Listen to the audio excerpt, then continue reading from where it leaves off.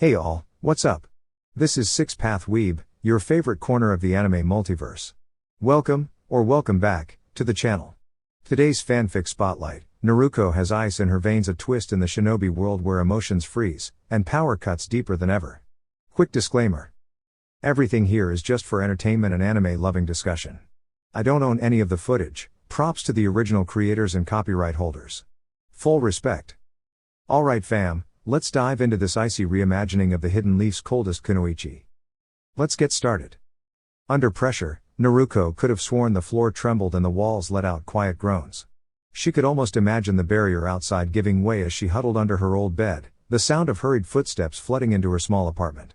It seemed like every once in a while, a few upset villagers would burst in, though Naruko never fully understood why. Shadows wrapped around her like a blanket, offering a false sense of safety.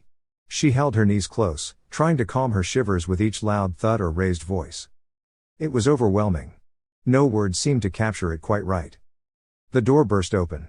Naruko pressed closer to the cracked wall behind her, cloaking herself in the comfort of the dark. It was always surprising how quickly some people stormed through, forgetting even the most common hiding spots in their frustration. But that was the plan. Naruko had carefully laid a trail leading away from her home and back out into the streets. It was a trick she'd used before, and she hoped it would work again. Her breathing grew shallow as footsteps neared. The steady rhythm of each step thudded like a heartbeat. Then a voice called from the kitchen, a woman's voice, stern and focused. "Did you find her yet?" The feet in front of her paused. A man responded, "Not yet." He turned slightly. "Are you sure she didn't leave?" "Impossible," the woman said. "We've been right outside the door. There's no way she slipped past us."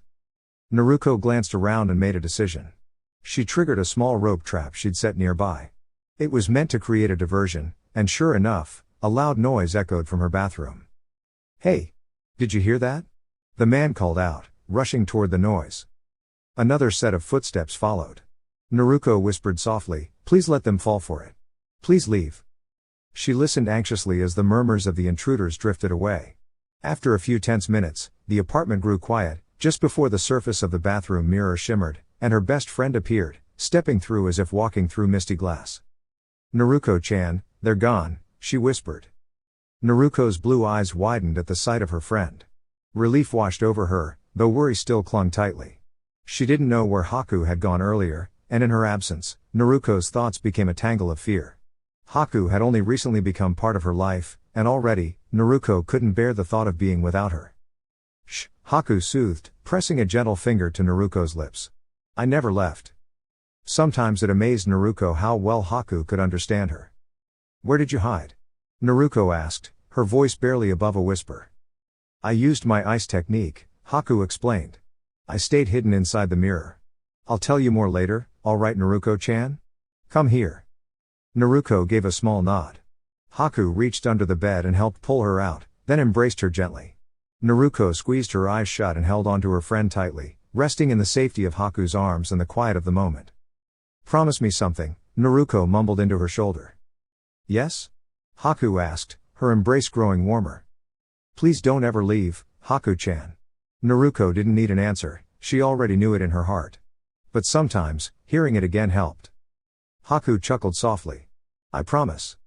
As the sun dipped low into the evening, Naruko and Haku lay side by side in her bed, Naruko curled close to the wall with Haku's arms wrapped protectively around her. When she'd lived alone, Naruko had gotten used to the quiet, but now, she wasn't alone anymore. Haku never left her side. It had been Haku's idea, long ago, to stay this way, to keep each other safe during their darkest nights. They'd joked that their little corner of the room had become a fortress, with Naruko sheltered by both the wall and Haku's presence. Naruko turned slightly to glance at her. Haku smiled faintly, eyes half closed in peace. Her deep black hair fell like silk against her pale skin, and her light pink pajamas added a touch of softness to her appearance. Naruko blushed quietly, unsure why her heart fluttered. "What's going on with me?" she wondered, shaking her head slightly. With a quiet breath, she turned fully and gently wrapped her arms around Haku, pulling her close. The closeness brought comfort. Then came Haku's gentle voice. "Naruko, can you promise me something?" "Anything," Naruko said softly. "Never leave me." Naruko squeezed her tighter. "All right." A calm silence followed before Haku moved a little, resting her head closer to Naruko's. Naruko was about to ask what she was doing when she felt Haku kiss her cheek gently. Her face flushed bright red, but Haku only giggled. "Tomorrow's the first day at the academy," Haku whispered, her tone light. Naruko nodded. "I know. I wonder how people will react when they see us." "Who knows? I just hope we're in the same class." "Me too. Especially after all the effort Grandpa put in to help you settle in." Haku smiled and slowly closed her eyes. "Good night, Naruko." "Good night, Haku." Shining rays of light slipped through the window, gently casting a warm glow over the small room and softly nudging the two resting figures from their sleep. The cracks in the walls allowed streaks of sunlight to form playful shadows as the sun slowly climbed over the horizon, stirring Haku from her rest. The raven-haired girl raised her head slightly, shielding her eyes with her hand as she winced at the brightness. She turned away and sat up slowly, blinking a few times before letting out a quiet sigh. "I wonder." Her eyes drifted toward Naruko. She leaned in gently and gave Naruko's shoulder a light shake. Seeing no response, Haku furrowed her brow, leaned closer, and smirked softly as she observed Naruko still fast asleep, a little drool gathering on the pillow beneath her. Haku stood and stretched with a yawn, then glanced toward the clock. 6:45. After finishing her stretch, Haku paused, considering whether to wake Naruko with a trick she'd picked up after moving in or just shake her a bit more. It didn't take long for her to decide. She preferred the trick. It was much more fun to watch Naruko's reaction. Haku moved quietly to the small kitchen and began boiling a pot of water. Soon, the room filled with the savory aroma of freshly made ramen. Her plan was simple: a warm bowl of ramen could do wonders when it came to waking Naruko, plus, breakfast would already be taken care of. Once the ramen was ready, Haku filled a bowl and placed it on the nightstand next to the bed. Then, she watched and waited, keeping her eyes on Naruko's nose. She knew the signs: once it started twitching and the faint sniffing began, Naruko would be up in no time. Sure enough, Naruko stirred, her eyes blinking open as the scent reached her. "Morning, Haku," Naruko murmured sleepily. Haku gave her a small smile as Naruko looked around. "Do you smell that?" Naruko followed her gaze and noticed the bowl nearby. She chuckled and reached for it. "Thanks," she said, the warmth in her voice genuine. Standing, Naruko took Haku's hand and led her to the small table. As she looked over at the pot, she turned back to Haku and asked, "Did you make enough for yourself?" "I made it for you, Naruko," Haku replied gently. Naruko raised an eyebrow playfully. "Aren't you going to have some too?" Haku shook her head with a light smile. "It's fine. You go ahead, I'll make something for myself later." Naruko wasn't convinced. She glanced at the clock, then looked back at Haku. "How are you going to cook something else in 10 minutes? I could just eat during lunch." "Come on, Haku," Naruko said kindly. "Just eat with me. You made it, after all." There was a pause. Haku looked into Naruko's eyes and finally sighed in quiet surrender. She walked over, filled a bowl for herself, and joined her at the table. "Thank you," she said softly. Although she'd come a long way since her difficult past, sometimes old habits returned. After being taken in by Naruko almost 2 years ago, Haku had struggled with the idea that she was anything more than a tool to be used. But living with Naruko had changed her, helped her grow more confident and comfortable with being herself. Still, now and then, she slipped into her old mindset, but Naruko's kindness always helped her find balance again. As they ate together, Haku glanced up between bites. "We should get ready and head to the academy once we're done." "All right," Naruko nodded. Haku suddenly snapped her fingers. "And don't even think about wearing that orange jumpsuit." Naruko blinked at her. "I know you love that color," Haku said with a small laugh, "but I don't think it's the best choice. People might not take you seriously because of it." Naruko just gave a sheepish nod. Ever since Haku had moved in, she'd made it her mission to steer Naruko away from the vibrant orange. While Naruko's love for the color hadn't faded, Haku hoped to help her blend in more, especially as a future ninja. Still, convincing her to leave behind that orange jumpsuit had been a slow journey. Somehow, Naruko always found a way to wear something orange before leaving the house. After finishing her last bite, Haku's eyes lit up as she thought of a compromise. "Naruko," she said. Naruko, on her way to the bedroom, turned and looked at her curiously. "How would you feel about not wearing the jumpsuit if you had something smaller with orange on it?" Naruko shrugged. "That could work." "Why?" "Well," Haku said, her excitement building, maybe we can stop by a shop and get you a necklace. Or some orange wristbands. Naruko smiled warmly. Sounds good. Walking down the road, Naruko and Haku weaved through the crowd with a grace that made it seem as though they were masters of evasion. They moved effortlessly, slipping by countless people with barely a brush, the only sign of their passing being a light tap of the foot. Normally, when Naruko joined the crowd, people would give her a wide berth, casting her harsh glares or muttering under their breath. But that wasn't the case now. Since her birthday, she had received a blank mask, almost identical to Haku's, and had begun wearing it regularly. The mask was unique in its design. At the top was the Konoha symbol, and 2 seals were etched into either side. When asked about it, Haku explained that she had commissioned a seal master from a distant place to make it for her but had intended to use it herself before Naruko came into possession of it. As for the Konoha symbol, Haku had painted it herself, as she had once lived in Kiri and used to wear a similar symbol on her mask. Now, Haku's mask remained identical to Naruko's. When Naruko asked why Haku had worn a mask in the first place, Haku told her it was to hide her identity, avoiding recognition by those looking for Zabuza, and by extension, her as well. Naruko, we're almost there. Haku's voice broke through her thoughts. Snapping out of her reverie, Naruko adjusted her mask and pulled it up. How do you breathe in this thing? You'll get used to it, but Naruko, did you hear what I said? Yeah, we're almost there, Naruko replied, and Haku gave a small nod. Arriving at the entrance of the large building, they noticed several children entering while others lingered outside. Taking a moment, Haku moved closer to Naruko and adjusted the dark orange gloves she wore in an attempt to settle her appearance, and perhaps calm her nerves a little. Naruko smiled softly, looking down at her friend's pale hands. Haku had a habit of fidgeting when she was nervous, always trying to adjust things around her, whether it was her own appearance or Naruko's. This time, however, Haku seemed to take on the role of a mother sending her child off to school, even though she was accompanying Naruko. Naruko chuckled and glanced at Haku's outfit. From what Haku had shared with her, she'd always worn the same uniform, and in fact, she had several sets to ensure she was prepared for anything. Naruko glanced down at her own clothes as well, noticing that Haku had left her hand and was adjusting Naruko's clothes to make sure they looked just right. Haku first adjusted Naruko's sleeveless black shirt, then fixed her shinobi pants, and lastly glanced at Naruko's sandals before she took the orange necklace she'd bought her and placed it around Naruko's neck.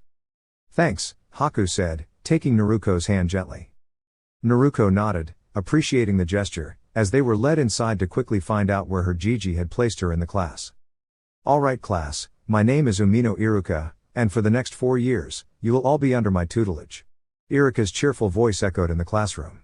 In this class, we will cover theory, history, mathematics, language, taijutsu, weapons training, and, of course, ninjutsu.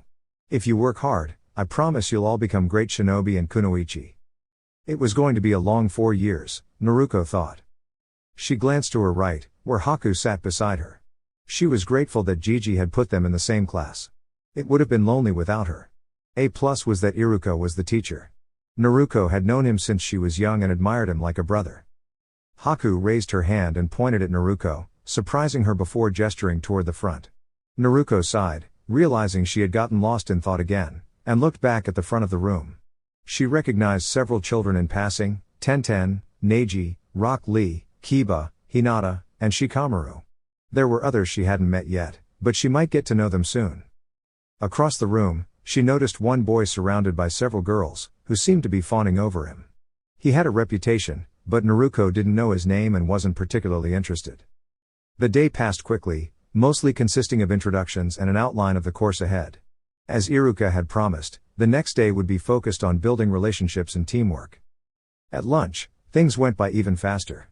Haku and Naruko sat together, and while many avoided sitting near them, Naruko couldn't shake the feeling that someone was watching her. She caught a pair of lavender eyes staring at her from across the yard. It was unsettling. Naruko had hoped that someone might come sit with them, if only to escape the sun, but it didn't seem like anyone was interested. It was a little disappointing, but she understood. When she asked Haku about it later, Haku explained, "Naruko, remember how people treat you on the streets?" Naruko nodded, understanding. It's possible they've passed that sentiment on to their children. Even if it's not intentional, it's bound to happen. Naruko sighed softly. She'd never fully understood why people treated her that way, and it had always affected her confidence. It was hard to make friends when they seemed to disappear every time she got close. She just hoped Haku would stay by her side. "Well, Naruko," Haku said with a smile, offering her hand, "I think it's time we head out." Naruko looked up from under the tree and nodded. Later, as Naruko opened her door, Haku's voice reached her ears. "You know, I wonder if we'll be placed on the same team." "I hope so," Naruko replied earnestly. "Hey, just in case, do you want me to teach you how to use scene bonds?" Haku offered with a playful smile. "Yeah," Naruko answered excitedly. After 3 days passed, Naruko and Haku stood firm in training ground 7, senbon in each of her shoulders. Standing opposite Haku, who had one arm outstretched toward her with a senbon in hand, she prepared to demonstrate. "You see what happens now?" Haku said. "When using senbons in a fight, you can effectively incapacitate them with a flick of the arm and a point to the right spot. This can either cause significant damage, like most weapons do, or allow you to render someone unconscious without causing lasting harm, which many weapons cannot achieve." Haku gently took the senbon from Naruko's shoulder, prompting a small pain-filled grunt from her. "I'm sorry. It's fine. I asked for it, anyway," Naruko said, placing her free hand on Haku's shoulder. Haku nodded and quickly removed the other senbon, observing Naruko's wound closely. When Haku had launched her senbons into Naruko's shoulders, her instinct had been to take out her herbs and clean the wounds. But as she took out the first senbon, she noticed something unusual.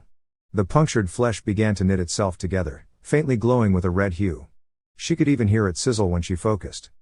She removed the second senbon to examine the healing further. Once again, she observed the healing process before looking up into Naruko's eyes. Did Naruko know she could regenerate like that? Naruko raised an eyebrow in confusion. "Naruko."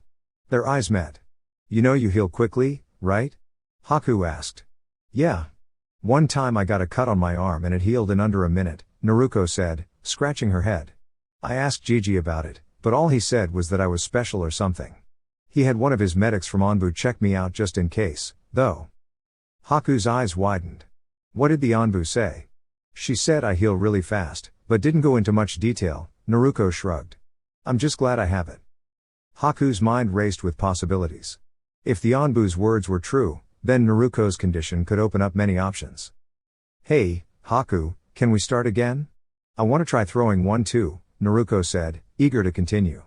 Breaking from her thoughts, Haku smiled gently. "All right, Naruko. First, you need to understand that the body has many points where senbons can be dangerous or even lethal," Haku pointed out. Naruko nodded eagerly. This was the first time she had ever been taught one-on-one, and surprisingly, she was enjoying it. The attention was something she hadn't felt before. It was different from the way she'd seen families interact, but Haku made her feel valued. Haku raised her hand and placed it near Naruko's neck. "This is one of the most vulnerable areas. The neck is crucial because it provides access to the brain, the spine, and your oxygen supply. With enough practice, you could incapacitate someone or cause a swift defeat here." Her hand moved to Naruko's heart. And here is another critical point. The heart, along with the lungs, liver, and stomach, are vital organs that can lead to severe injury. Naruko nodded, understanding the gravity of what Haku was teaching. "I want you to understand," Haku said softly, "even though I am a kunoichi, I don't like to kill. I prefer to incapacitate when I can." Naruko felt a warmth in her chest. She gently grasped Haku's wrist and pulled her into a hug. "You know something, Haku," Naruko said, her voice soft. Haku looked up at her, her expression downcast. "I don't think anyone understands that like you do. You're strong because you can still hold on to your morals." Naruko stroked Haku's hair, and Haku kissed her forehead with a smile. "Remember what I told you about what makes one strong?" Haku whispered, tightening her grip. Naruko nodded. "You're strongest when you have someone precious to protect." Haku closed her eyes, 2 small tears escaping. "That's right. And you'll always be my precious person. And you will always be mine, Haku. No more crying, okay?" Naruko said, wiping away Haku's tears. "When did you get so mature?" Naruko smirked. "You can't say I haven't matured since you've been around." Haku chuckled. "No, but I was surprised by how many pranks you used to pull." Haku stepped back. "All right, what do you say? Time to head home for the day?" Naruko nodded enthusiastically and put on her mask, grabbing Haku's hand. The next day, Haku and Naruko navigated the streets as usual, barely attracting attention. Naruko preferred it this way. It felt like she was more accepted now, compared to the hateful or pitying looks from before. It was definitely better than the judgmental gazes she'd often received. That was until a purple-haired kunoichi appeared before them. Haku tried to grab Naruko, but it was too late. Naruko collided with the taller girl, knocking both of them down. After a moment of daze, Naruko sat up and saw the girl's face. Even with a scowl, Naruko found her cute. And now that she focused, Naruko recognized her. The kunoichi pulled Naruko up by the top of her shirt, scowling. "Do you realize who you just ran into?" Naruko shook her head, then gestured to Haku behind her. "Sorry, I don't. My friend and I are heading to the academy."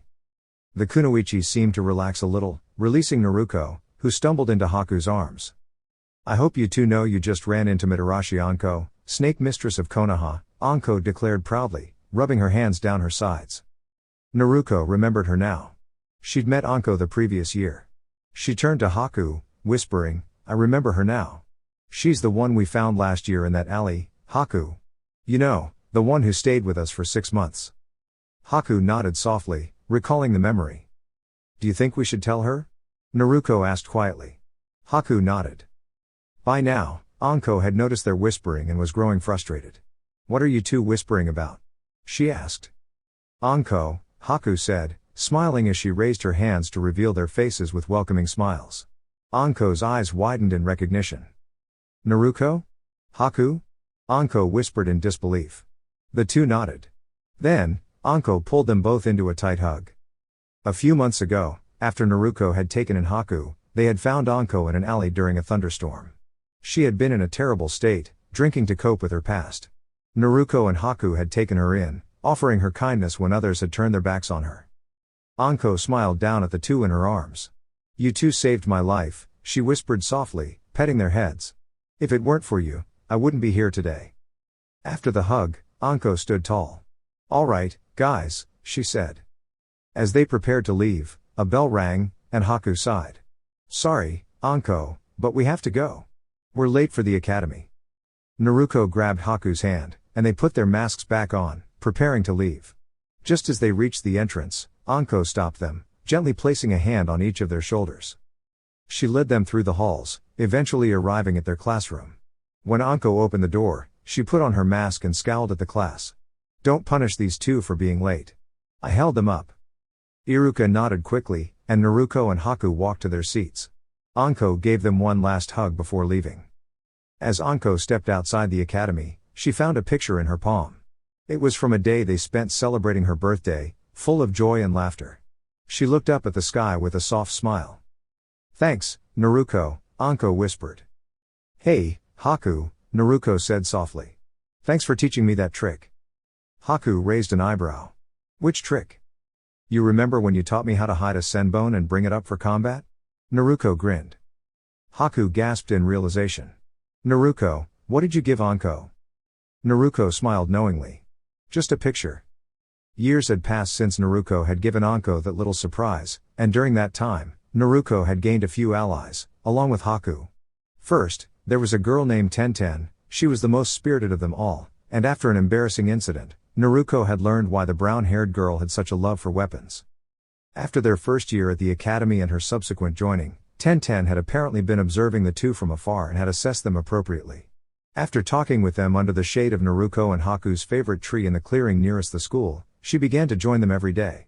She even went so far as to sit next to them during class. Afterward, she would walk home with them, claiming she simply wanted to hang out, which turned out to be somewhat true. Naruko found it amusing when Tenten was shocked by the fact that two 9-year-olds could live together without anyone supervising them. A few months later, Tenten had moved in with them. The two orphans stared at her wide-eyed, but after she explained her own situation at the orphanage, they quickly made room for her. Haku made it clear, however, that she was the only one who would be allowed the privilege of sharing a bed with Naruko under normal circumstances. When asked about the Hokage, Naruko just waved her hand and said that her Jiji wouldn't really mind. Though, Naruko added, there would be plenty of paperwork to deal with when she left the orphanage, as there always was when things like that happened. The second person to truly befriend them was the lazy Nara, who often fell asleep during class. Naruko and Tenten had debated it and concluded that he wasn't stupid, just lazy. After all, who would stay awake if they already knew all the material? Or so they guessed. They soon learned, though, that Shikamaru was far from lazy, he was a genius. Shikamaru had been tested with an IQ nearing 180, and when they asked him why he hadn't tried to befriend them earlier, he simply said it was too troublesome. Before long, two more friends joined their ranks, Kuji Akamiki and Ino Yamanaka. Naruko had initially raised an eyebrow at Ino, who seemed to fawn over the Uchiha boy, Sasuke. Kenten explained that he was a member of the renowned Uchiha clan, but Naruko didn't care much about clan names, she knew people were more than their titles. What truly frustrated Naruko was when Sasuke had asked Haku out on a date. It was a simple request, but it angered Naruko enough that she tensed and her eyes widened. Haku, however, had gently declined, and to make the point clear, she grasped Naruko's hand in a silent gesture of solidarity. Sasuke, feeling rebuffed, eventually returned to his seat. That was when Naruko started harboring some resentment for Sasuke, though she didn't care much for the rest of the Uchiha clan either. Having seen some of them around, she noted their prideful demeanor before the massacre of their clan, which had evidently taken a toll on them. Naruko, Haku, and Tenten all agreed that such suffering wasn't something they'd wish on anyone. After Sasuke's rejection, Haku had leaned in to whisper something to Naruko and ended up giving her a kiss on the cheek. Tenten, who had been watching, blushed as she caught the tender moment between the two. Naruko's feelings for Ino were mixed. After a brief conversation, Naruko understood that Ino was simply struggling with a one-sided crush, and Ino ended up in Naruko's arms, crying.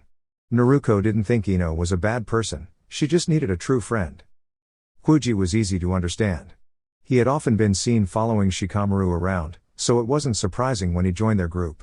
Naruko enjoyed hanging out with him, although Haku had privately expressed a preference for him not to eat so loudly during their time together. As time passed, Naruko excelled in the academy, becoming the top student among the boys, with Haku achieving the same status for the girls. Tenten was close behind Haku, while Shikamaru and the others were in the middle.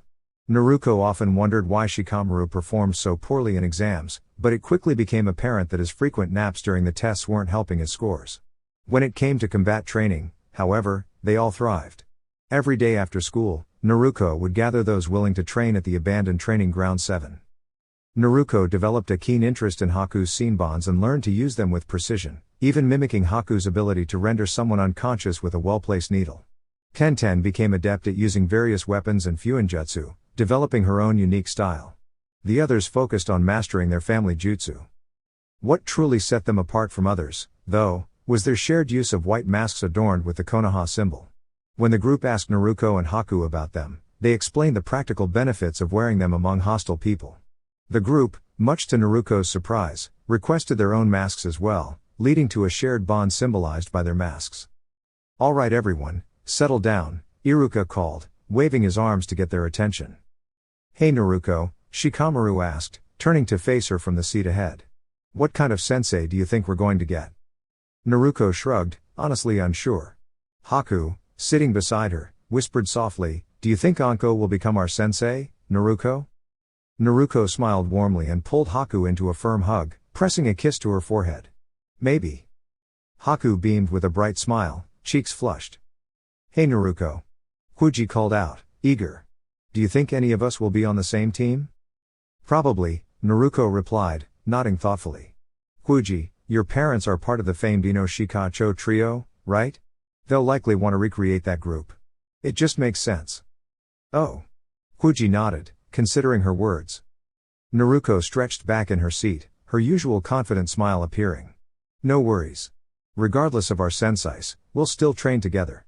We always have." The group nodded in agreement as the door to the classroom opened. Their Jounin senseis had arrived. Several walked in, but only one really caught Naruko and Haku's attention. Anko had told them previously that she would be taking Iviki's place as head of interrogation. From what she'd said, Iviki wanted to pass on his expertise to younger, more creative minds. This had piqued Naruko and Haku's curiosity, leading them to ask him directly. At first, he'd said that he simply wanted to try his hand at training Jinan, but later, he revealed that his goal was to expand the interrogation department by nurturing talent at the roots. When Naruko's group saw Iviki enter, they weren't as surprised as the others. Iruka's wide eyes were the most telling reaction. Iviki, scanning the room, locked eyes with Naruko for a brief moment before smirking and heading toward where she was sitting. He gestured for Naruko, Haku, and Tenten to follow, leading them to the entrance. "These three are mine," Iviki said, his voice gruff but commanding. He opened the door and glanced back one last time to ensure the three were following. Meet me at Training Ground 44 tomorrow evening. We'll begin then. Dismissed. Tenten sat at the barstool, her nerves clearly showing. She couldn't believe it, she just couldn't believe that Ibiki had chosen them. And what bewildered her even more was how Naruko and Haku were acting so calmly, as if meeting the former head of the interrogation and torture department was nothing special. They were casually eating their ramen, serene as ever. Haku paused for a moment and looked over at Tenten. Tenten, you don't need to be so troubled, she said with a gentle smile. Ibiki's job doesn't make him cruel.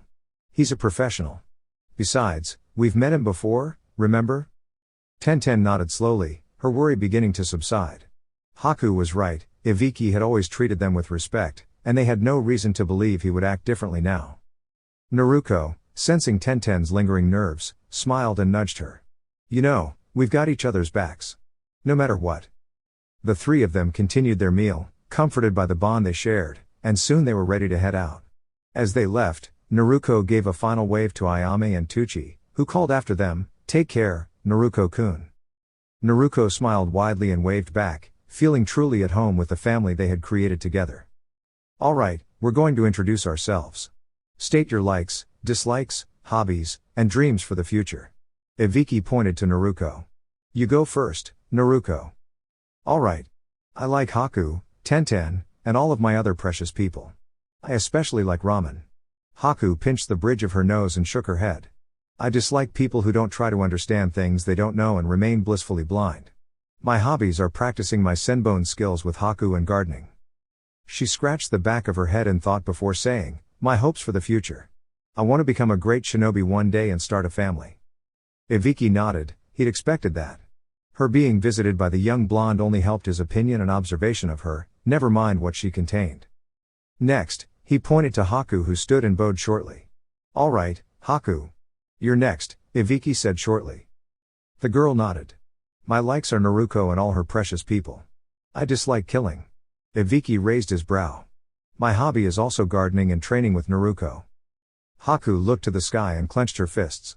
My dream is Naruko's dream. I want to become a great shinobi and I too eventually want to start a family, Haku said, peeking over toward Naruko's flustered stare. Ibiki snorted. Love birds. Lastly, Ibiki pointed to Tenten. You're up, panda. Tenten huffed her cheeks out for a moment and went to throw a bird at him until she felt Naruko grasp her hand softly. She went to glare at her but was stopped when she felt her peck her on the cheek. Remember Tenten, there's no reason to get mad. He's only teasing you. She looked to Haku, who smiled and nodded the same. She sighed and faced a bored-looking Ibiki. Fine, Scarface, my likes are my friends and my family, Tenten said. I dislike, however, people who think they're funny and bigots who don't know what they're talking about. My dream for the future is to become the weapons mistress of Konoha and to also start a family. Wiping a hand over his face, Ibiki sighed. He wasn't overly impressed with their ambitions. Didn't any one of them wish to be something truly great other than being a simple shinobi? Why not Hokage? He groaned to himself when he thought about it. Naruko and Haku lived together, and from what he heard from Anko, she had always had a calm temperament, so it made sense in a way that Naruko would also come to have a more calm personality. On the other hand, with Tenten, she was a true mystery for him. From their brief encounters in the past, he'd say that Haku hadn't been in her life long enough to truly calm her down the way she had with Naruko. Her dreams were flared enough, so he could only assume. What had he gotten himself into? All right, now that that's out of the way, we can begin, Ibiki said, reaching into a pouch in his belt. He pulled out 2 scrolls. One inscribed with the symbol for heaven and the other for earth. These scrolls are used in the Chunin exams, and if you look behind you, this is where a portion of the exams take place. My test for you all is simply to survive in the forest and retrieve these 2 scrolls. He waved them in his hand mockingly. I'll place a seal on each of you to activate when any of you start to slip into unconsciousness, at the request of Hokage-sama. The seal, which I'll place on each of your upper right shoulders, will alert me to your position, and I will also come to monitor your progress. 5 minutes later, Ibiki threw the scrolls into the forest unceremoniously and waved them off, but with one last thing to say, you should all know that this team of Jinan here today will be named Team Ibiki or Team T&I. And with that, they were gone. Naruko rolled and lunged out of the way of several leeches flying toward her as Tenten and Haku made their way over to hopefully assist her. Naruko slashed at a leech falling above her before one of the girl's hands managed to pull her out of the way of another. There just didn't seem to be an end to them. Haku threw several senbon into the leeches. She didn't know much about the physiology of leeches or most animals, but she could only assume where the most vital points were and aimed there. She'd only studied human anatomy, as she had never imagined a scenario where she'd be fighting for her life against something as simple as leeches. Heck, she didn't even know where their faces were under all the muck. Tenten wasn't much better and continued to throw her arsenal of weapons at the offending creatures until she believed they were defeated. Which in itself was a show, because if they'd get too close to one that they had assumed was dead, it would attempt to attach itself to whatever it could in what they guessed was its last resort. At the rate Tenten was losing her weapons, she probably wouldn't be of much use after they fought off the leeches and continued on. Out of all of them, though, Naruko seemed to have the easiest time.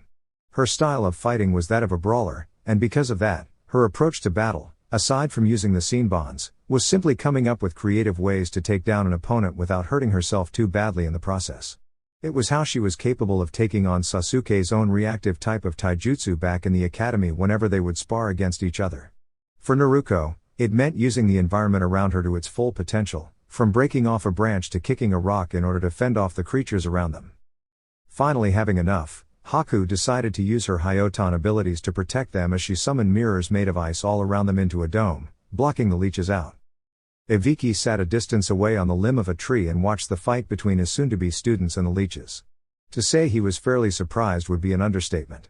He'd never considered the possibility of Haku possessing a bloodline. Then again, there wasn't anything to go off of, and knowing how chatty Anko was, he was surprised that he hadn't heard anything about it. Maybe Anko didn't know. He knitted his eyebrows together. No, she probably was asked not to tell, and knowing Anko's connection to Naruko and Haku, he could see why. Ibiki snorted. If Haku wished to keep it a secret, it was fine with him. He'd keep his mouth shut. Ibiki's eyes widened when he realized what they were doing. Haku was using her ice release to ward off the leeches while Naruko and Tenten were throwing weapons out to keep them away. But what really surprised Ibiki was the fact that Haku was walking and moving her ice barrier forward with her. If his observation was correct, he'd give them an A for teamwork. Once the team made it out from the attack, Naruko took a moment to take in the area and analyze it in depth while the girls rested themselves inside the hollow of a tree. Tree vines hung every which way, as if trying to ensnare someone in all their disarray. The sun was blotted out by the sheer enormity of the towering trees. It almost seemed like a competition for them in Naruko's mind. Who could grow the tallest, the fastest? She chuckled softly as small droplets slithered down her face in anticipation. Whatever else they'd meet in the large forest would no doubt be worse. Naruko turned her head when she heard Haku sigh and lean on Tenten for support. That bloodline of hers really sapped her energy, and by the looks of Tenten, she'd assumed correctly that she was feeling the same way right about now. Naruko frowned. Should they stay there and risk being ambushed, or risk going out with minor fatigue? She hardened her face in thought before making her way down to the other side of Haku. Naruko took another peek at Haku's face. Her breathing was shorter, her skin was flushed red, and her eyes remained half-lidded as she seemed to stare off into space, lost in her own thoughts. Leaning forward slightly, she looked around and eyed Tenten's disheveled form. Like Haku, her skin was rigid, her breathing strained, but her eyes seemed to peek in Naruko's direction. Naruko leaned back and made her decision, leaving now would ultimately be fatal for them. Her mind was made, and it would not be changed, not while her teammates and best friends were in their current condition. Thinking quickly, Naruko grabbed some netting from her pack that she'd made the day before and started stringing it up with her senbon at the entrance. Hopefully, it would be a good camouflage. Tenten saw what she was doing and smiled. Good thing we came prepared. They'd spent the better part of yesterday evening and early morning preparing their packs before training in a last-ditch effort to make sure they were ready. And right now, it seemed to be coming in handy too. Naruko went to sit down and made to shut her eyes when Tenten growled. She'd forgotten to put down the scent eraser. With confused eyes, Naruko watched her brown-haired friend clamber through her bag for something before coming out with a bottle filled with something clear. She tossed it to Naruko and gestured to the door. Oh, right. She'd forgotten to eliminate their scent. Naruko stood and whispered an apology before pouring some of the clear fluid onto the ground and around the entrance, thoroughly killing the scent. At least if they stayed there, they'd be safe. Off in the distance, Ibiki smiled softly. They weren't far now, and judging by the way they were handling things, it looked like they'd be able to make it through without his assistance. Reflecting on the situation, Ibiki didn't particularly care whether they passed or not. He had met them before and knew they had the potential to be a strong team. That being said, he still wanted to see what they could accomplish. From what he observed, he thought they were already performing at the level of Chonin. Ibiki gently touched the bandana on his head. Perhaps he was getting ahead of himself. The young ones were good, he'd admit that. But they had yet to fully tap into their potential, a challenge every Genin faces when they start. He tapped his chin thoughtfully. It seemed he would need to help them unlock it. Morning arrived far too quickly for Haku, who expressed her frustration by trying to bury her head further into her pillow. She eventually lifted her head when she heard a low, rumbling sound nearby. A slow smile spread across her face, and she blushed as her eyes met deep blue ones. "Am I really that comfortable?" Naruko asked with a soft chuckle. Haku nodded, her smile growing as she kissed Naruko's forehead. "Very." Another groan sounded from the side, and both of them looked over to see their brown-haired teammate, Tenten, drooling onto Naruko's shoulder. Apparently, Tenten had decided to join them again. Naruko chuckled as Haku tried to gently shift Naruko's arm away from her, but to no avail. A moment later, Tenten slowly opened her hazel eyes, surprised when she felt soft pecks on both cheeks. Rearing back, Tenten blinked, unsure if Naruko and Haku had just kissed her. Haku quickly covered her mouth to stifle her laughter when she saw Tenten almost trip over herself, her face flushing a deep shade of red. Naruko wrapped her arms around Haku and fell back down onto her mat, a mischievous grin on her face.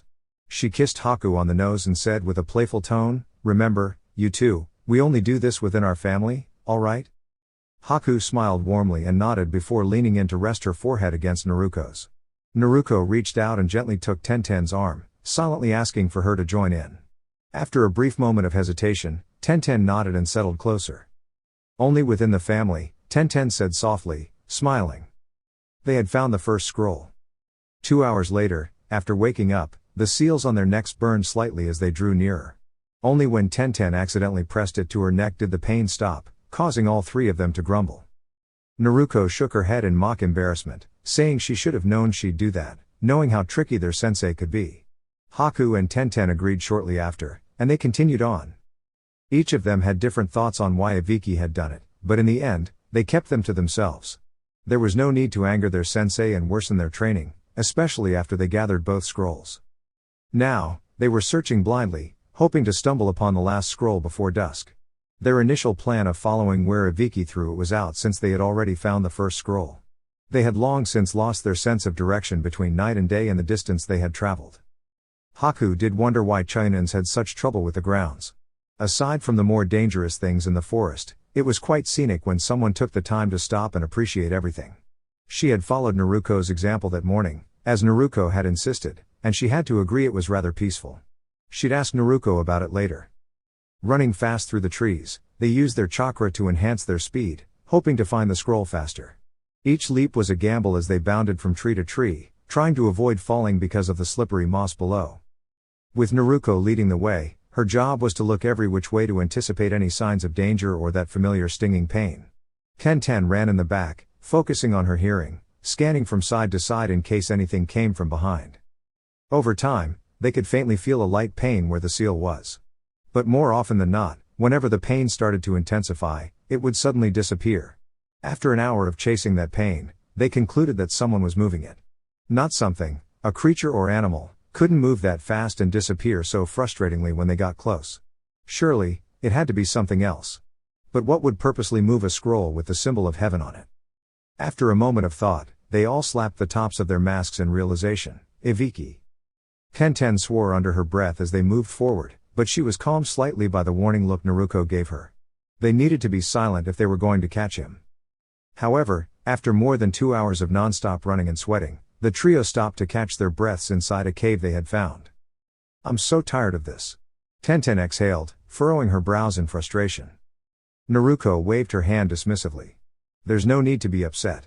I've figured out what we need to do." The two girls perked up. Hopefully, it wouldn't involve more running. They had had enough of that for the day.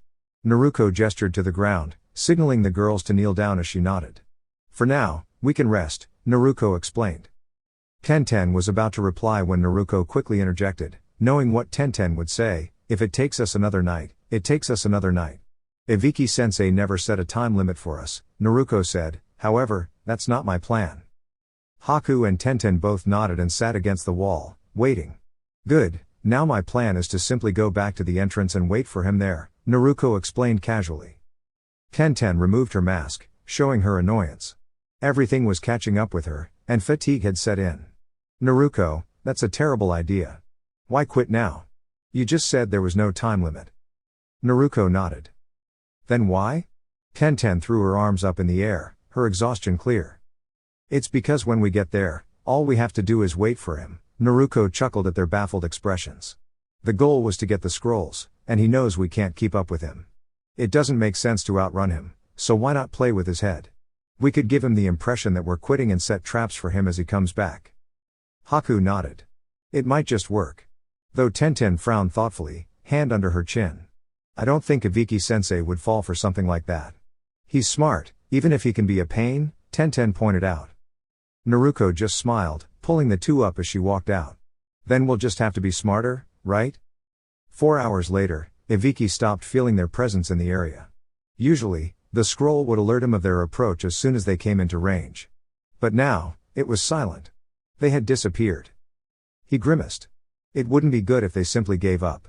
He knew they had figured out his little trick and understood the feeling of the scroll's presence. So why give up? Ibiki wiped his hand over his face in frustration. He guessed they weren't as special as he thought. He shook his head in disappointment. He'd take them back, but that didn't mean he had to approve of how they handled things. He smirked. Anko owed him a lot of money now. Making his way back, Ibiki looked around. The forest was strangely beautiful, in his opinion. The way light only filtered through in small rays, illuminating the very path he took as he jumped from branch to branch. The Chayonins would have to step up their game if they were to make it in the next exams. The forest was often changing, growing more dangerous throughout the year. The village would eventually have to maintain it, sometimes burning the forest floor to ash to keep it under control. Luckily, the forest was just recovering when the Jinan were chosen for their teams. Otherwise, they wouldn't have had a chance to rest. Ibiki looked ahead and narrowed his eyes at the trio just before the entrance. He would train them until they couldn't take any more. That was for certain. Spotting Ibiki, Naruko smiled behind her mask and waved, with the girls following her lead. They only needed to keep Ibiki distracted long enough to trap him, then they'd get the scroll. In the corner of her eye, Naruko caught Tenten and Haku both rubbing the spot on their necks. It truly was painful. Ibiki landed before them and took a few steps toward them.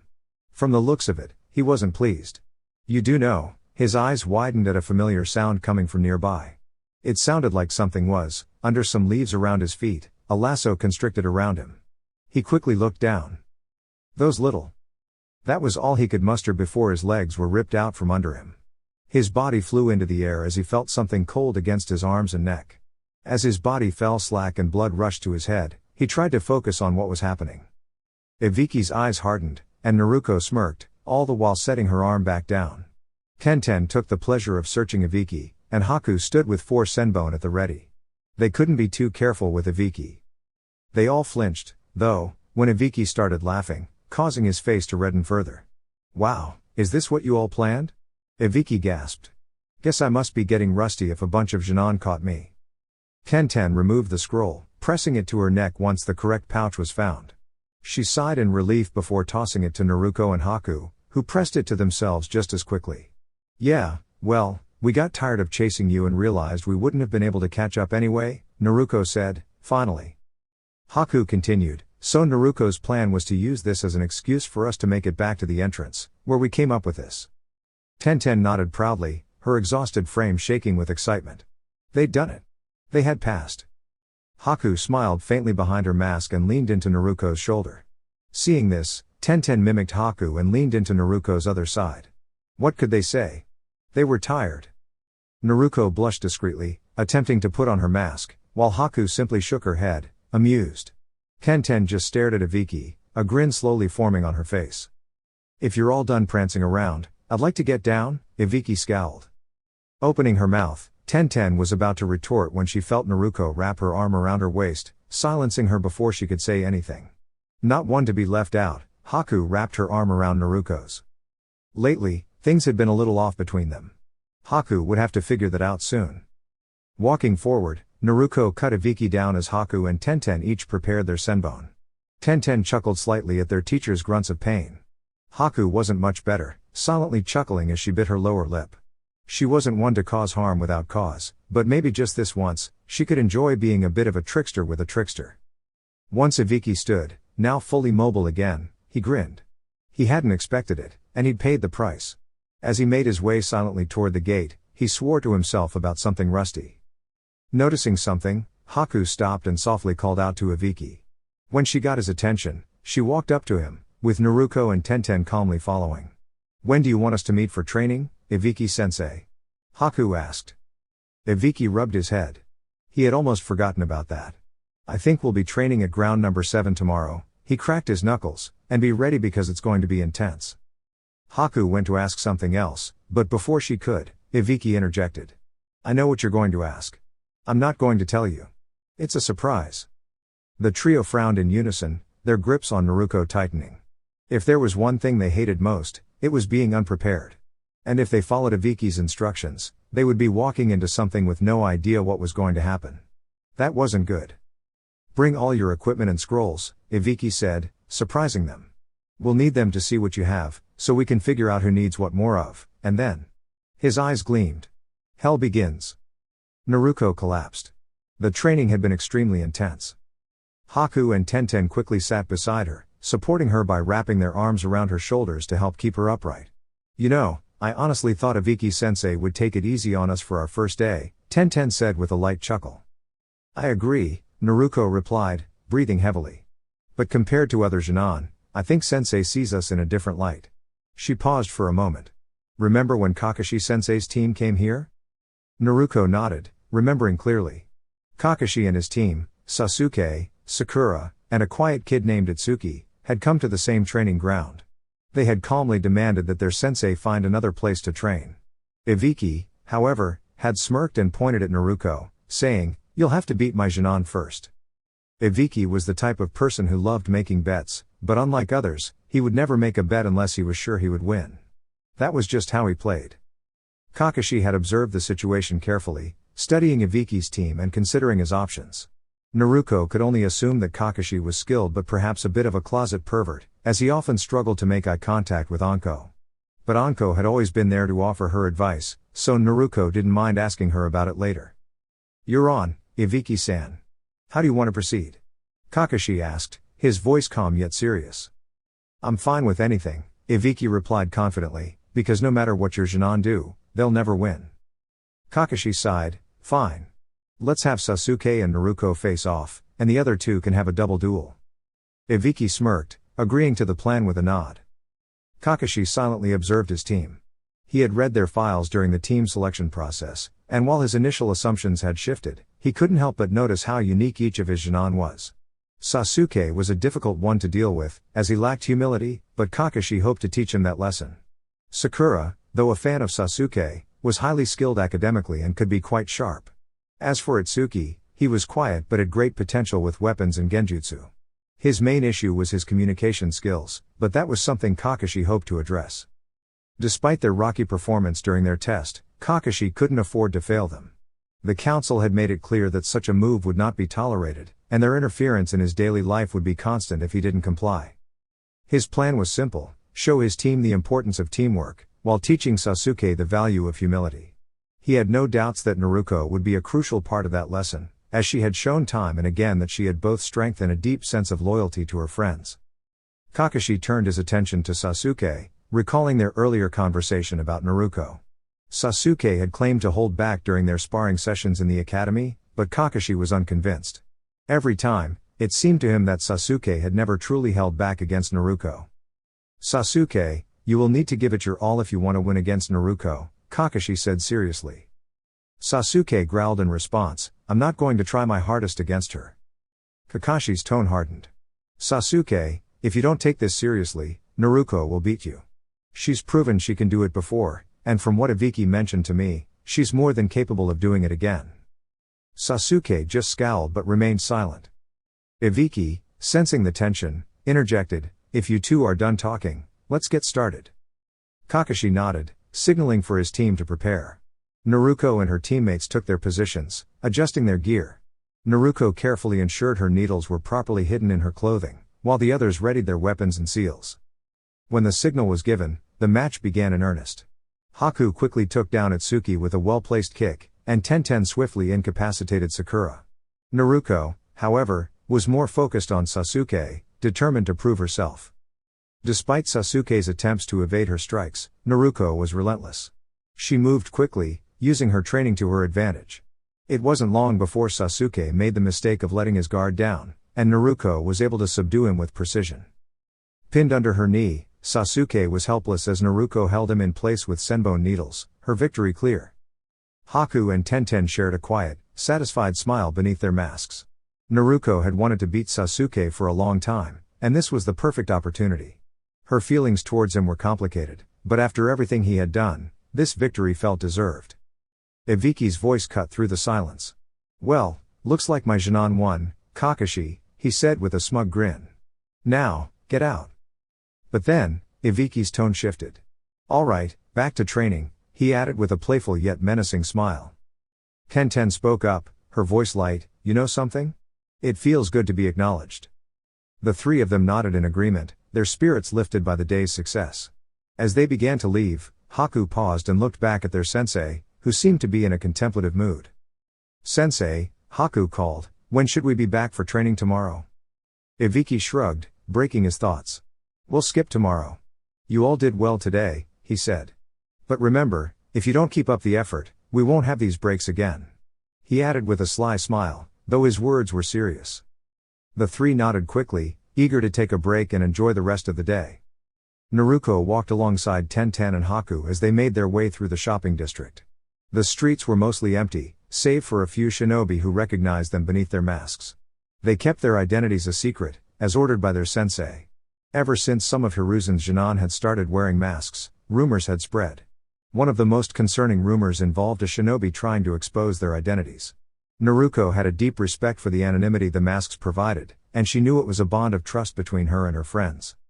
It was thanks to Haku's idea that they had started wearing the masks in the first place. Hiruzen had supported the decision, ensuring that anyone who tried to expose them would face severe consequences. Naruko couldn't help but feel a sense of gratitude toward her teammates and sensei. They had each other's backs, and that was something she would never take for granted. The trio smiled as they entered a shop. It was a newly opened place with a wide variety of weapons. The weapons were said to be stronger and easier to wield than typical kunai or shuriken, but for them, it was more about spending time together rather than shopping for the best gear. The store had a fresh feel, with polished floors and well-painted walls. Different weapons were displayed on unique stands throughout the room, and the shelves were lined with finely crafted items, from katanas to a few fuma shuriken. They immediately made their way to a shelf filled with smaller weapons. Each of them carefully examined the selection, and Haku gasped, grabbing a single senbon from one of the shelves and inspecting it closely. "This is chakra metal," Haku whispered in awe. After leaving the store, Haku sighed contentedly, carrying a case full of new senbon, while Tenten held a case full of new kunai. Naruko chuckled softly to herself, knowing her wallet had taken quite a hit today. Once they reached their apartment, Haku and Tenten entered, set down their things, and then rushed back to embrace Naruko, making her blush. "Thank you, Naruko," Haku and Tenten said gently. "All right, Kakashi, what do you want?" Iviki asked, a hint of annoyance in his tone. Iviki had just finished with his team's training an hour earlier and had intended to check in on Anko to ensure she was fulfilling her duties. That was, of course, until Kakashi started following him.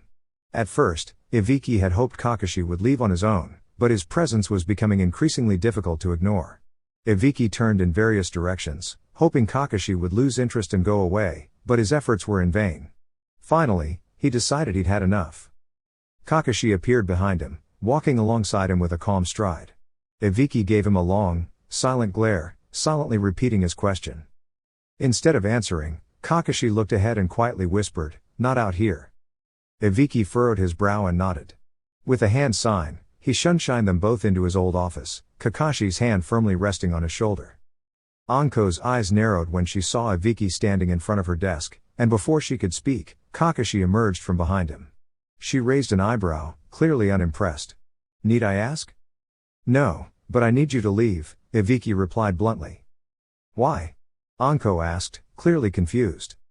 "Because Kakashi has some questions for me," Iviki explained. Anko turned her gaze to Kakashi, who appeared somewhat uncomfortable under her intense stare. He never did enjoy angering her, she was the one person who could effectively put him in his place. It's about Naruko. Then I'm staying. Anything about her, I can answer, Anko said simply. Raising an eyebrow, Kakashi gave her a bored look. Can you also explain a few things about her friend Haku? Of course, Anko answered without hesitation. Kakashi gave a small smile and nodded, turning back to Ibiki. I'm assuming you'll want to hear some of my questions as well? Ibiki nodded. Alright, my first question is about Haku, Kakashi began. I remember the Hokage mentioning something about her, but I can't quite recall the details. Anko picked up a picture from her desk and studied it for a moment. The first thing you should know, Kakashi-san, is that Haku-chan is the most moral person you'll ever meet. The only reason she would turn on someone would be if someone threatened Naruko, or vice versa. I've heard that from Hokage-sama, but that wasn't what I was thinking about. Anko nodded, understanding. There was much she could praise about them, but what was Kakashi really after? You'll have to be more specific, because I'm not about to share their entire lives with you, she said, crossing her arms. Kakashi scratched his head and sat down thoughtfully. What was it the Hokage had mentioned during the assignments? Something about Haku's innocence? No, that wasn't quite it. Well, Kakashi suddenly snapped his head up. Haku has always said how much she dislikes harming others. So, I know she doesn't like to fight. Anko smiled softly. I think the only reason she became a ninja was because it was important to Naruko. She's always looked out for her, ever since they were little. Naruko took her in, and she's become her best friend, and as strange as it sounds, her reason for living. But wouldn't that be problematic? Kakashi asked. Anko shook her head. It's not devotion in the way you think. At first, yes, but now it's more love than anything else. It's the kind of bond you'd see between a husband and a wife. She chuckled softly. But I'm not one to talk. Meanwhile, Ibiki stood silently in the corner, absorbing all that was being said. It was clear that the bond between Naruko and Haku was deep. Their troubled pasts had shaped them in such a way that they had built their world around each other. It made sense that they would view one another differently from how others might. Ibiki's thoughts wandered as he processed everything. If parents didn't teach their children right from wrong, would it be so strange for such a bond to develop? But then again, he didn't know. He wasn't a child of such circumstances. Kakashi's skeptical gaze lingered on Anko. Do you know how Haku ended up living with Naruko? Anko's expression hardened. She gently ran her fingers over the picture frame, then set it back down. She shot both men a pointed glare and gestured toward the door. That's something I can't say. Now, please leave. Kakashi, not wanting to press further, nodded and left, dragging Ibiki along with him. Ibiki was not fond of being forced out of his former office, so Kakashi was quick to pull him along. It seemed that the subject was a sensitive one, especially for Anko, but it was clear it was also a topic close to Naruko's heart, and she had been protective of it. Well? Kakashi asked, turning to Ibiki. Ibiki sent him a pointed look, which Kakashi met with an indifferent expression. Are you going to approach my students about this, or are you going to let it go? Kakashi thought for a moment. No, I don't think I should. But if I wanted to later, would you let me? Ibiki shrugged. I don't care. As long as they're ready for training and missions, I'm fine with whatever. Kakashi nodded. With that, he shunshined back to his apartment, leaving Ibiki standing in the dim hallway.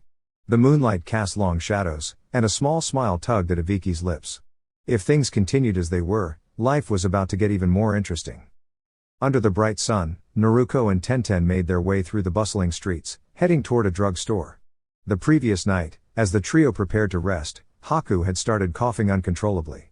Naruko had stayed up all night comforting her, unable to do much else as Haku's body weakened with each fit of coughing. Tenten walked closer to Naruko, wrapping her arm around her to offer support. You're exhausted. Let me help you, she said kindly. Naruko nodded in gratitude and leaned against Tenten. She truly was tired. When they arrived at the drugstore, Naruko pushed open the door with her free arm and stepped inside, scanning the room for the owner. After a few moments, they heard a voice call out, I'll be right there. A door opened in the back, revealing Kakashi's student, Itsuki. He appeared surprised to see Naruko but quickly masked his expression. Hello, how may I assist you? He asked with a pleasant tone. Naruko and Tenten exchanged solemn smiles before explaining Haku's condition and their search for medicine. Itsuki asked detailed questions about the symptoms, when they started, and what had happened the day before. Naruko soon realized that he was following medical protocol, despite how obvious some of the questions seemed. After listening attentively to their descriptions, Itsuki motioned for them to follow him.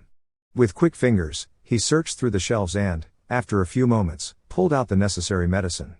Haku will need some rest and recovery, but it's just a mild cold, Itsuki explained, silencing Naruko before she could speak. She'll be fine after a few days. Seeing the relief on Naruko's face made it all worthwhile. If Naruko hadn't chosen to protect her loved ones by becoming a shinobi, she might have pursued a career in medicine to protect them from illnesses. Even as a child, she had often helped in her parents' store when they were away, finding comfort in taking care of others. Itsuki admired Naruko's dedication to her team. Observing their bond, he could tell they were a close-knit unit. In contrast, his own team was struggling. The Uchiha seemed distant, lost in his thoughts, while his teammate was constantly fawning over him, leaving little room for a solid team dynamic. Itsuki sighed, wondering if he might have to approach the Hokage about being reassigned to a new team if things didn't improve. With a grateful thank you to Itsuki, Naruko left the store with the medicine in hand, supported by Tenten. Their steps were slow as Naruko's fatigue grew heavier with each movement. When they reached their apartment, Tenten helped Naruko to the couch, where she sank into the cushions, whispering a tired, "Thank you." Tenten smiled softly and kissed Naruko's cheek before heading into the bedroom. There, she found Haku lying in bed with a wet cloth on her forehead. The young girl's eyes fluttered open, and although she looked pale and weary, her expression softened when she saw Tenten standing there, holding a bag. Haku tried to speak, but Tenten gently shook her head, signaling for her to stay quiet. "Rest, Haku. Save your strength," she instructed softly. Haku smiled weakly and tried to sit up, but Tenten gently stopped her, placing 2 pills in Haku's hand and a glass of water in the other. "The medicine should help. You'll need to rest for a few days, but you'll feel much better tomorrow. You might even be able to watch us train in the shade," Tenten explained. Tenten knew that Haku's determination to stay with Naruko, even while sick, was as strong as steel. She remembered the last time Naruko had been ill and how Haku had been miserable, constantly watching over her. Haku had even sneaked out of school just to be with Naruko when she needed her most. Tenten smiled at the memory and watched as Haku swallowed the pills, the gentle smile on her face showing a flicker of hope for recovery. The shade felt inviting under the warm sun. It offered a sense of comfort and relief from the heat, and Naruko smiled softly as she allowed herself to relax. Closing her eyes, she took in a deep breath, enjoying the sweet fragrance of blossoming flowers that nearly lulled her into a peaceful sleep. "Haku-san," she heard, and her eyes fluttered open to reveal a small smile. "Yes, Ibiki-sensei? I have something for you." Ibiki reached into his pockets, eventually pulling out a scroll and handing it to her. On the front, it read, "Torture and Interrogation 101. A frown tugged at Haku's lips as she carefully opened the scroll. Inside, she found various manipulation techniques, some physical, others psychological. The thought of them unsettled her, but she set the scroll on the ground beside her, her gaze distant. Ibiki, ever the professional, stood impassively. He knew Haku well enough to understand her hesitations. While she may want nothing to do with the contents of the scroll, if she wanted to survive in this world and be by Naruko's side, there would come a time when she might need to take action, possibly even hurt someone. It was better to prepare now. "Study those while I keep an eye on Naruko-san and Tenten-san's training," he instructed, before walking away. As he glanced back, he noticed Haku staring at the scroll with clear reluctance. If Naruko had known about this, he thought, she would have caused a scene, and Tenten would have surely followed her lead. He couldn't help but feel that, if forced, Naruko and her friends might choose to leave Konoha. Shaking his head to clear those thoughts, Ibiki continued to observe his students. He could almost sense the bond they shared, how they would go to any lengths to protect one another. Naruko and Tenten were practicing the new jutsu, Kage Bunshin no Jutsu, which the Hokage had approved. Naruko could create a remarkable number of clones without tiring too quickly. Meanwhile, Tenten struggled, only managing to create a single, exhausted clone sitting under a tree. "All right, break time," Naruko announced, her voice warm and cheerful. She gently lifted Tenten into her arms, cradling her carefully, and brought her over to join Haku, who had moved the scroll a distance away from herself. Haku's fingers nervously traced the edges of her hari, the deep blue fabric a gift from Naruko. Every time it touched her skin, it felt as though Naruko were holding her close. The thought made her cheeks flush, and she smiled at the warmth in her chest. Naruko settled beside her, and Tenten rested her head on Haku's shoulder, her brown eyes opening softly as she met Haku's gaze. These moments, the quiet companionship beneath the shade, meant more to Haku than she could express. She had never known true happiness until she found Naruko and Tenten. The memories of her past felt distant now, no longer defining her.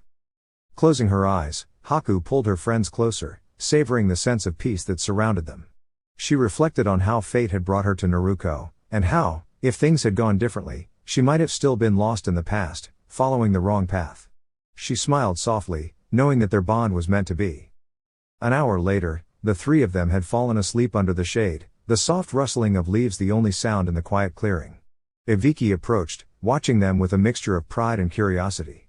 He hadn't expected to feel such a fondness for his students, but there was something different about them, a warmth and an innocence that set them apart. Sitting down, Ibiki pulled out a scroll, along with a bottle of ink, and began to sketch the peaceful scene before him. He hoped his drawing would make Anko smile and perhaps ease her critical gaze. She could be just as serious as he was when it came to their work, but maybe this would give him some leeway. As he worked, the wind picked up, and the leaves swirled around him. He painted the scene with care, capturing the tranquility of his students. In the picture, they were resting beneath the tree, Naruko's head resting gently on Haku's shoulder, Tenten nestled beside them. Despite the simplicity of the image, there was something about it that radiated warmth and peace. Once finished, Ibiki smiled to himself, pleased with the result. The picture would be a reminder of how far his students had come, and how they had formed a bond that transcended their training. It was a testament to their strength, not just as warriors, but as individuals. He let the ink dry before picking up his work and carefully putting it away. He then turned his attention back to the trio, wondering if they were ready for the challenges ahead, including the possibility of the Chunin exams. As the sky grew darker and rain began to fall, Ibiki quickly moved to collect his students, his hand outstretched to gently guide Naruko, Tenten, and Haku out of the rain. "Time to go," he murmured, his voice quiet but filled with purpose. They would face many challenges together, but for now, they could rest. The next moment, they appeared in Anko's office, where she threw Ibiki a playful but pointed look before softening her expression at the sight of Naruko. "I assume you brought Naruko here because of the thunderstorm, and you didn't want to disturb her?" Anko asked, gazing fondly at Naruko. Ibiki nodded in agreement. "Well, I can't say I blame you," Anko said with a thoughtful smile. "I remember when we ended up like that." Anko almost sighed, her eyes filled with a nostalgic amusement. "We spent the night together, holding each other as though we were each other's lifeline," Anko explained, knowing exactly how Ibiki would respond. As Ibiki set Naruko down against the door with a gentle thud, he quickly rummaged through his pack. From the corner of his eye, he noticed Anko's slight frown. He would need to be more cautious with Naruko around her. "Here," Ibiki said, holding out a scroll to Anko. Cautiously, Anko reached for the scroll and snatched it from him, opening it with precision. After a quick glance, she sighed softly. "Ibiki-san, I know you're a talented artist, but why give me this?" "Look closer," Ibiki urged. Anko nodded, shifting her gaze to the beautifully drawn leaves drifting lazily in the air. She could almost hear the wind rustling through the grass, and the sturdy trees seemed alive with their own rhythm. But then her eyes widened, and her hand instinctively flew to her mouth in surprise. "I see you finally found it," Ibiki said with a small chuckle. "You know, according to psychology, things with color tend to stand out against a blank background, but apparently, that's not the case with you." Anko couldn't help but laugh at Ibiki's expression after she playfully flipped him off and tucked the painting away. She sighed, crossing her arms over her trench coat and jounin vest. Ibiki looked over to Naruko and gestured back to Anko. "Fine." Taking Naruko's forearm in hers, Anko made the hand sign for sunshine, and in an instant, Ibiki was left standing in Anko's office. The painting had definitely earned him some points, but perhaps he shouldn't have teased Anko about not noticing Naruko earlier. Then again, it was a painting of Naruko and her friends. He had a feeling she'd let him off the hook for it later. Naruko blinked sleepily, her eyes still heavy from the warmth of slumber. The sunlight streamed through the windows, gently illuminating the room around her. It wasn't her usual surroundings, the room felt unfamiliar, and the furniture seemed out of place. But it wasn't the room that caught her attention. It was the weight on her chest. She glanced down to find Haku, peacefully resting her head on Naruko's chest, using her as a pillow once again. On her side, Tenten had once more curled up with Naruko's arm around her. And to her right, Anko was sleeping with her head tucked into the crook of Naruko's neck. Naruko's eyes widened in surprise as she processed the situation. How did I get here? She thought to herself, trying to recall how the night had unfolded. Dear YouTube family. That's all for now. If you enjoyed the video, don't forget to like, share, and subscribe to my channel. Your support means the world to me. Thank you so much for watching. Love you all. 6th Path Weeb.